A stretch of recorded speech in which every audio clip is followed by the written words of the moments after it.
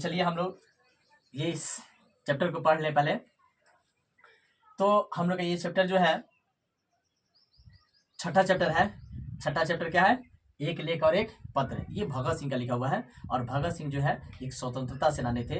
हमारे देश को आज़ादी दिलाने में बहुत ज़्यादा उन्होंने योगदान निभाया है। और इनके साथ, भगत सिंह के साथ साथ और भी बहुत सारे कई जो महापुरुष हैं, जो स्वतंत्रता सेनानी हैं, जो जिन्होंने हमारे देश को आज़ादी दिलाने में सहायता की है। भगत सिंह हो गए, बटुकेश्वर दत्त, चंद्रशेखर आज़ाद, खुदीराम बोस, लाला लाजपत राय, बाल गंगाधर तिलक, लक्ष्मीबाई, महात्मा गांधी, चंद्रशेखर आज़ाद, ऐसे बहुत ऐसे हमारे देश के जो वीर सपूत हैं जिन्होंने अपने आप को कुर्बान कर दिया इस देश को आज़ादी दिलाने में। ठीक है, तो उन्हीं के बारे में हम लोग आज पढ़ेंगे। और ये भगत सिंह जो है एक पत्र लिखते हैं सुखदेव के नाम से। और पत्र कब लिखते हैं? जब सुखदेव अपने आप को सुसाइड करने पर उतारू हो जा रहे हैं। और सुसाइड करने के लिए क्यों सोच रहे हैं, उनके दिमाग में, उनके जहन में ये बात क्यों आ रही है? उस समय की बात है जब देश में जब आंदोलन चल रहा था और लाख प्रयास करने के बावजूद भी प्रसिद्धि हासिल नहीं हो रही थी, आज़ादी नहीं मिल रही थी, लोगों को स्वतंत्रता नहीं मिल रही थी। तो उस समय सुखदेव जो थे वो नर्वस हो गए कि इतना हम लोग मेहनत करते हैं, इतना हम लोग परिश्रम कर रहे हैं, इतना आंदोलन कर रहे हैं, जनसभा, जन रैली, अनेक प्रकार के आंदोलन, क्रांति हो रही है, लेकिन देश को आज़ादी नहीं मिल रही है। इन अंग्रेजों की गोलियों खाने से अच्छा है, इन अंग्रेजों के जो है प्रताड़ित करने से अच्छा है, इन अंग्रेजों का दुख सहने से अच्छा है अपने आप को आत्महत्या कर लिया जाए। जैसे ही पता चलता है कि ये सुखदेव जो है आत्महत्या करने के लिए सोच रहे हैं, तो भगत सिंह है ना, ये भगत सिंह तुरंत जो है एक खत लिखते हैं सुखदेव के नाम कि अगर आप स्वतंत्रता सेनानी हैं, अगर आप क्रांतिकारी में शामिल हो गए हैं, देश के एक अच्छे नागरिक हैं, देश को चाहने वाले हैं, तो आपके मन में ये विचार आया कैसे? ये विचार आपके मन में नहीं आने चाहिए। हम क्रांतिकारियों को तो संघर्ष करना ही है, और इस संघर्ष से आप अगर भाग रहे हैं, यानी कि आप संघर्ष नहीं करना चाहते हैं, यानी कि आप देश के लिए मरना नहीं चाहते हैं, आप जो है दुखों से, परेशानियों से आप घबरा करके आत्महत्या कर रहे हैं, ये कायरता है, ये जघन्य अपराध है, ये किसी भी परिस्थिति में अच्छा नहीं है। जैसे ही भगत सिंह को समझा रहे हैं खत के द्वारा, खत के माध्यम से, तब जाकर के सुखदेव सिंह ये अपनी जो बात, यानी कि उनके मन में चल रही थी आत्महत्या की, उसके बाद इनकी बातों को सुनकर के उनके दिल में एक और ललक आ गई, एक जुनून आ गया, जोश आ गया, और ये विचार जो है उनके मन से निकल गया, यानी कि आत्महत्या नहीं किए। ठीक है, उनके कहने का मतलब है कि देश के प्रति जिसके मन में लगाव होगा, देश के प्रति जिसके मन में सेवा करने का भाव होगा, उनको संघर्ष का सामना करना होगा, उनको चाहे जैसे भी हो, लेकिन अपने देश के लिए पीछे नहीं हटना होगा। यानी कि देश के लिए अपने सगे संबंधी, भाई बहन, अपने रिलेशन, हर चीज़ को त्यागना पड़ता है देश की सेवा करने के लिए। अगर इस प्रकार की अगर कोई व्यक्ति है जो देश की सेवा करना चाहते हैं, उनको ध्यान में रखना होगा कि हर चीज़ कुर्बान करनी होगी अपने इस देश के लिए, अपनी इस मातृभूमि के लिए। जो व्यक्ति ऐसे कुर्बानी नहीं दे सकता है, वो देश की सेवा नहीं कर सकता, वो समाज की सेवा नहीं कर सकता है। तब जाकर के सुखदेव सिंह अपने विचार को बदले। समझ में आ रहा है ना? तो इसी पे आधारित जो है हम लोग का ये चैप्टर है।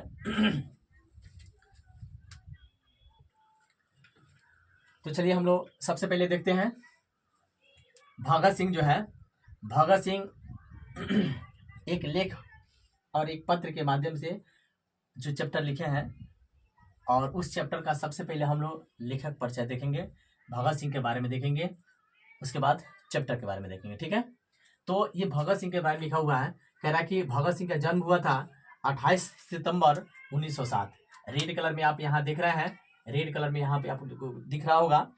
इनका जन्म 28 सितंबर 1907 में हुआ था, और इनका निधन 23 मार्च 1931 को हुआ था। कब हुआ था? 23 मार्च 1931 को हुआ था। और इनका जो है शाम 7:33 पर लाहौर षड्यंत्र में केस में फांसी हुआ था। यानी कि कहने का मतलब है ये बहुत ही कम उम्र में इनको फांसी की सजा हुई थी। देखिएगा, इनका निधन जो है 23 मार्च 1931 और शाम 7:33 पर इनकी मृत्यु हुई थी। और मृत्यु के रूप में इनको फांसी मिली हुई थी। और फांसी किस केस में हुई थी? लाहौर षड्यंत्र केस। लाहौर जो यानी पाकिस्तान जो था उसमें एक षड्यंत्र रच के यानी कि बम विस्फोट किए थे, उसी में इनको फांसी की सजा हुई थी। अंग्रेज सबका ये चाल था, अंग्रेज सबकी नीति थी, जो भी क्रांतिकारी हुआ करता था उसको पकड़ के जेल में डाल देना, उनको लाठी से प्रहार करके मृत्यु दंड दे देना, उनको जो है फांसी दे देना। यानी कि अंग्रेज जो है ना इस देश पे बहुत ही ज्यादा अत्याचार किए थे, बहुत ज्यादा इस देश को बर्बाद किए थे, है ना। तो अंग्रेज क्या किया, इसको और फांसी की सजा सुना दिया।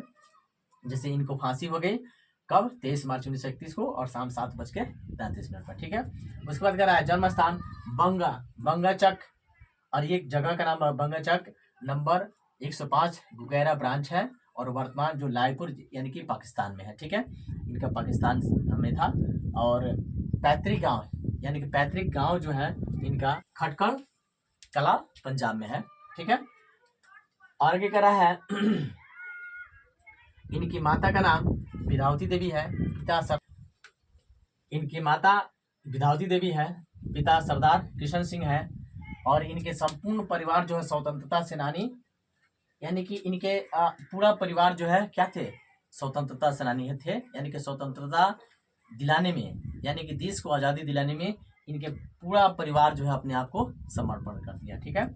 उसके बाद है कह रहे पिताजी तथा चाचा, इनके पिताजी तथा चाचा अजीत सिंह लाला लाजपत राय के सहयोगी थे। जो अजीत सिंह इनके चाचा थे वो लाला लाजपत राय के सहयोगी थे, यानी कि उनके साथ साथ ये कदम से कदम मिलाकर चल रहे थे स्वतंत्रता आंदोलन में। अगर छोटे चाचा सरदार स्वर्ण सिंह, इनके छोटे चाचा जो थे उनका नाम क्या था? सरदार स्वर्ण सिंह, क्योंकि ये पंजाबी थे। सरदार स्वर्ण सिंह भी जेल की यातनाओं से 1910 में इनका निधन हो गया था। और कह रहे कि इनके छोटे चाचा जो सरदार स्वर्ण सिंह थे जेल गए, और जेल में इनको अनेक प्रकार के प्रताड़ित किया गया, अनेक प्रकार के समस्याओं से इनको दबाया गया, और उसके बाद से इनका 1910 में इनका भी निधन हो गया था। ठीक है। आगे कह रहा है भगत सिंह शहादत के बाद, भगत सिंह की शहादत के बाद भाई कुलवीर तथा कुलतार सिंह भी जेल में डाल दिया गया, जहां 1946 तक जेल में रहे। और जैसे भगत सिंह की मृत्यु हुई तो भगत सिंह की मृत्यु के बाद उनके भाई जो है कुलवीर तथा कुलतार सिंह जेल में इनको डाल दिया गया, जहां 1946 तक जेल में रहे। और पिता भी अनेक बार जेल में गए थे, इनके पिताजी भी जेल में अनेक बार गए थे। और कह रहा है भगत सिंह की शिक्षा, यानी कि भगत सिंह की शिक्षा जो है किस प्रकार से हुई थी? तो पहले 4 साल तक प्राइमरी शिक्षा अपने गांव बंगा में ही किए थे, यानी कि 4 साल तक। ठीक है, प्राइमरी स्कूल में पढ़े थे। फिर लाहौर के डीएवी स्कूल में 9वीं तक पढ़े थे। बीए के बाद पढ़ाई छोड़कर क्रांतिकारी दल में शामिल हो गए, और बीए की पढ़ाई करने के बाद क्रांतिकारी दल में शामिल हो गए थे। ठीक है। चलिए हम लोग आगे बढ़ते हैं। और बचपन में करतार सिंह सराभा, यानी कि एक व्यक्ति जो कि करतार सिंह सराभा नाम के व्यक्ति जो कि क्रांतिकारी थे, इनका प्रभाव जो है भगत सिंह पे बहुत ज्यादा पड़ा है ना। यहाँ पे लिखा हुआ है बचपन में करतार सिंह सराभा का प्रभाव पड़ा, यानी कि किसका? बचपन में जब थे भगत सिंह तो उनपे इन करतार सिंह का बहुत ज्यादा प्रभाव पड़ा, क्योंकि ये भी क्रांतिकारी थे। 1914 में गदर पार्टी के आंदोलन के प्रति आकर्षण, 1914 में जब गदर पार्टी का जो है एक बना, गदर पार्टी आंदोलन के प्रति आकर्षण, यानी कि जब गदर पार्टी का आंदोलन हुआ तो उसके प्रति ये आकर्षण इनका मतलब बढ़ा। 16 नवंबर 1915 को सराभा की फांसी के समय भगत सिंह की उम्र मात्र 8 वर्ष थी। जब सरदार जो है ये करतार सिंह सराभा, जब करतार सिंह सराभा को फांसी दिया गया तो उस समय भगत सिंह की उम्र महज 8 वर्ष ही थी, यानी कि 8 साल का लड़का। सोचिए कितना क्रांतिकारी, अंदर से कितना जुनून था। इस 8 साल के बच्चे का नाम सुनकर के ही मतलब कि एक दिल में एक ललक उठ जाता है कि 8 साल का बच्चा देखिए कितना क्रांतिकारी उस समय था, है ना। जो कि बहुत कम ही समय में 24-25 साल के लगभग इनका जो है ये जीवित रहे, इनको फांसी की सजा बहुत कम ही समय में हो गई, है ना। तो उस समय सरदार जो है करतार सिंह सराभा के जो फांसी हुआ था तो उस समय इनकी उम्र जो है यानी कि भगत सिंह की उम्र 8 वर्ष थी। वे इनकी चित्र जेब में रखते थे, यानी कि भगत सिंह जो है उनकी चित्र जेब में रखा करते थे। यानी कि देखिए, जिससे लगाव जिससे ज़्यादा होता है और जिसका फेवरेट होता है, फैन जिसको कहते हैं आजकल, फैन जो जिसका होता है उसका फोटो भी रखते हैं, उसका चित्र रखते हैं। तो ये फैन थे किसका? करतार सिंह सराभा का, है ना। तो उनका जो है ये फोटो ये अपने जेब में रख करके घूमते थे, क्योंकि इनका सोच था कि हमको बनना है उन्हीं के तरह क्रांतिकारी बनना है, क्योंकि वे बहुत बड़े क्रांतिकारी थे ये करतार सिंह सराभा। ठीक है, आगे करा है 12 वर्ष की उम्र में जालियांवाला बाग की मिट्टी लेकर क्रांतिकारी की शुरुआत की। और इन्होंने शुरुआत कहाँ से किया? जालियांवाला बाग हत्याकांड। और उस समय इनकी उम्र कितनी थी? 12 वर्ष। भगत सिंह की उम्र 12 वर्ष थी और 12 वर्ष की उम्र में जालियांवाला बाग हत्याकांड जो हुआ था, वहीं से इनका आंदोलन यानी कि क्रांतिकारी का रूप इनका वहीं से स्टार्ट हुआ था। ठीक है, आगे करा है 1922 में चौरा चौरी कांड के बाद 1922 में गोरखपुर का जो चौरा चौरी है जगह, वहीं पे चौरा चौरी कांड हुआ था, जो कि पुलिस थाने में आग लगाए गए थे, है ना, एक जुलूस द्वारा। तो गोरखपुर में जो चौरा चौरी के बाद, उस कांड के बाद 15 वर्ष की उम्र में कांग्रेस और महात्मा गांधी से मुंह भंग कर लिए कि हमको जो है हम देश के प्रति कितना भी कुर्बानी देने पड़े, लेकिन देश को आज़ाद दिलाकर ही रहेंगे, है ना। 1923 में पढ़ाई छोड़ दिया इन्होंने और 1926 में अपने नेतृत्व में पंजाब में नौजवान भारत सभा का इन्होंने गठन कर दिया अपने दम पर, यानी कि लीड करने लगे, है ना। उसके बाद कर रहा है 1928 से 31 तक चंद्रशेखर आजाद से मिलकर हिंदुस्तान समाजवादी प्रजातांत्रिक संघ का गठन किया। और उसके बाद क्या किए? 1928 से 31 तक चंद्रशेखर आजाद से मिलकर के हिंदुस्तान समाजवादी प्रजातांत्रिक संघ का इन्होंने गठन किया, जो कि चंद्रशेखर आजाद भी हमारे देश के लिए बहुत कुछ कर गए। बहुत अंग्रेज थर थर कांपता था, डोरे उसके पास नहीं जाता था, है ना। इतना चंद्रशेखर आजाद शेर की तरह जहाँ खड़े हो जाते थे, अंग्रेज एकदम कांप जाता था। और मृत्यु के समय वो कसम खाए थे कि जब भी मरेंगे तो अपनी ही गोली से मरेंगे। और अंत में अपने आप को गोली भी मार लिए। अपने आप को गोली मारने के बाद मार लिए गोली, फिर भी अंग्रेज डरे उनके पास नहीं जाता था। क्यों? क्योंकि वो अंग्रेजों सबको लगता था कि कहीं अगर जिंदा होगा तो हम लोग को छोड़ेगा नहीं। गोली मार लिए हैं, ऐसे हैं पड़े हुए हैं, लेकिन अंग्रेज डरे उसके पास नहीं जाता था सर। कहीं अगर ये बहाना बनाया होगा तो हम लोग को जीवित नहीं छोड़ेगा, क्योंकि वो दुश्मन के ऊपर जब पड़ जाते थे ना, छक्का छुड़ा देते थे। ऐसे थे चंद्रशेखर आजाद। आप लोग तो देखने किए होंगे फोटो में, कड़ी कड़ी मूछ एकदम पूरा लगाए हुए, गोलियों का हार पहने हुए, है ना। इतना हमारे देश के एक महान सपूत क्रांतिकारी नेता चंद्रशेखर आजाद थे, है ना। तो कह रहा है कि इनके साथ वो मिल गए भगत सिंह। उसके बाद 8 अप्रैल 1929 को बटुकेश्वर दत्त और राजगुरु के साथ केंद्रीय असेंबली में बम फेंका और गिरफ्तार किया। कब?